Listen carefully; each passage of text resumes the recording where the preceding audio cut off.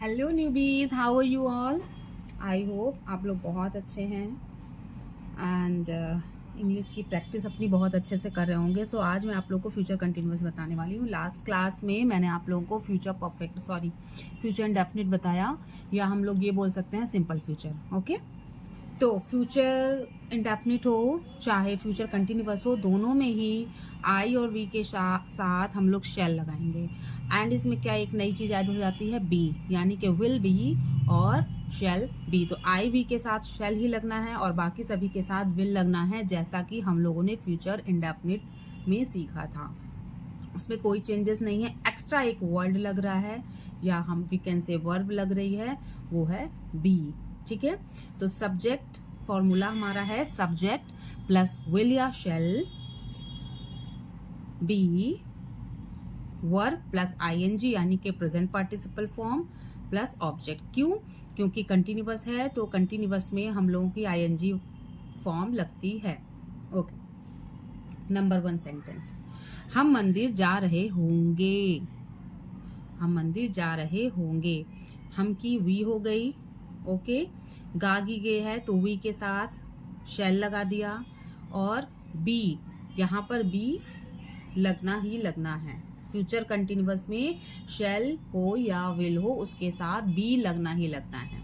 ये डेफिनेट है, ये आएगा ही। एंड हमारा वर्ब आ गया, क्या वर्ब आ गया, जा रहे, जाने की हो गई गोइंग, कंटिन्यूअस है इसलिए आईएनजी फॉर्म लग गई। एंड कहाँ, टेम्पल, तो to temple, we shall be going to temple. We shall be going to temple, हम मंदिर जा रहे होंगे। नंबर 2, वह अपने दादा दादी की देखभाल कर रही होगी। वह की क्या हो गई, शी के साथ हम लोगों ने विल लगा दिया, विल बी। एंड देखभाल करने की होती है टेकिंग केयर, टेक केयर होती है, तो आईएनजी फॉर्म लग जाएगी, तो टेकिंग केयर हो जाएगा। ऑफ हर ग्रैंड पेरेंट्स, अपने दादा दादी की, शी है, शी के साथ अपने के लिए हर का यूज करते हैं, और दादा दादी के लिए ग्रैंड पेरेंट्स। तो she will be taking care of her grand parents, वह अपने दादा दादी की देखभाल कर रही होगी। ठीक है। नंबर 3, वे सारी रात क्रिकेट नहीं खेल रहे होंगे। अब ये हमारा नेगेटिव सेंटेंस आ गया, एंड वी ऑल नो कि नेगेटिव सेंटेंस में नॉट लगता है, वो भी हेल्पिंग वर्ब या we can say auxiliary verb के जस्ट आफ्टर।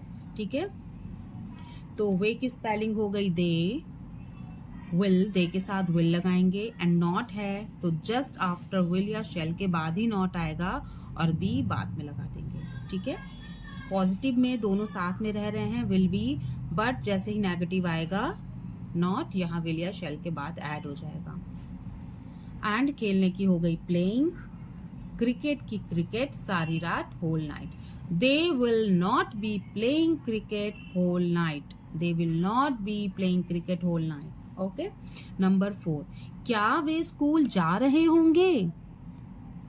अब इंटेरोगेटिव सेंटेंस आ गया हमारा, तो इंटेरोगेटिव सेंटेंस यदि क्या से शुरू होता है तो हम लोग पहले हेल्पिंग वर्ब लगाते हैं। तो यहाँ हम लोग ने विल लगा दिया, क्योंकि दे सब्जेक्ट है तो दे के साथ विल लगाएंगे, एंड बी यहाँ आ गया। ठीक है, तो will they be going to school, जाने की गोइंग, स्कूल की school, will they be going to school, क्या वे स्कूल जा रहे होंगे। नंबर 5, परीक्षा नहीं दे रहे होंगे। अब ये इंटेरोगेटिव नेगेटिव है, तो क्या से स्टार्ट है, तो डेफिनेटली हम लोग या तो विल लगाएंगे या तो शेल लगाएंगे, अकॉर्डिंगली हमारे सब्जेक्ट, अकॉर्डिंग टू हमारे सब्जेक्ट। तो यहाँ पर दे है, दे के साथ विल लगाते हैं, इसलिए विल से हमने सेंटेंस स्टार्ट किया, will they, and negative sentence है तो नॉट लगा दिया यहाँ पे। वैसे तो नॉट विल या शेल के बाद आता है, यानी कि हेल्पिंग वर्ब के बाद आती है, लेकिन यहाँ विल को उठा के हम लोगों ने यहाँ लिख दिया है इंटेरोगेटिव सेंटेंस होने की वजह से, तो नॉट यहाँ सब्जेक्ट के बगल में हमारा हो गया। एंड बी हम लोगों को लगाना ही लगाना है, तो बी हो गया। And giving exams, will they not be giving exams, will they not be giving exams. Okay, number 6 sentence है, हम ट्रेन में सफर कर रहे होंगे। हम की हो गई वी के साथ हम लोग शेल का यूज करते हैं, तो हम लोगों ने लगा दिया शेल, बी हमको हमारा आना ही आना है किसके बाद, हेल्पिंग वर्ब के बाद, ठीक है। हेल्पिंग वर्ब यहाँ पर हम लोग फ्यूचर पढ़ रहे हैं तो 2 हेल्पिंग वर्ब हैं, विल और शेल। तो विल और शेल के बाद बी आना ही आना है। हाँ, इंटेरोगेटिव या नेगेटिव में हमको ये थोड़ा सा चेंज होता हुआ दिखाई देता है कि बी या तो नॉट के बाद लग गया है अगर नेगेटिव सेंटेंस होता है, और हमें इंटेरोगेटिव सेंटेंस होता है तो हमें ये दिखाई देता है कि ये सब्जेक्ट के बाद लगा हुआ है, जबकि ऐसा नहीं है। हम लोग सब्जेक्ट और हेल्पिंग वर्ब का पोजीशन चेंज कर देते हैं just because of negative sentence या इंटेरोगेटिव सेंटेंस की वजह से। इसी वजह से भी हमें कभी किसी के पास और कभी किसी के पास बैठा हुआ दिखाई देता है। कभी हमें ये शेल और विल के पास बैठा दिखाई देता है, कभी ये हमें सब्जेक्ट के पास बैठा दिखाई देता है, और कभी हमें ये कहाँ बैठा हुआ दिखाई देता है, नॉट के पास, ठीक है।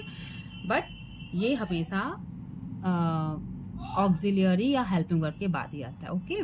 तो we shall be travelling by train, we shall be travelling by train. सफर करने की होती है ट्रैवल, आईएनजी फॉर्म लग रही है, कंटिन्यूअस है इसलिए ट्रैवलिंग हो गई, एंड ट्रेन में तो by train, we shall be travelling by train. Number 7, कल इस समय बारिश हो रही होगी, तो it will be raining at this time tomorrow. कल के लिए टुमारो।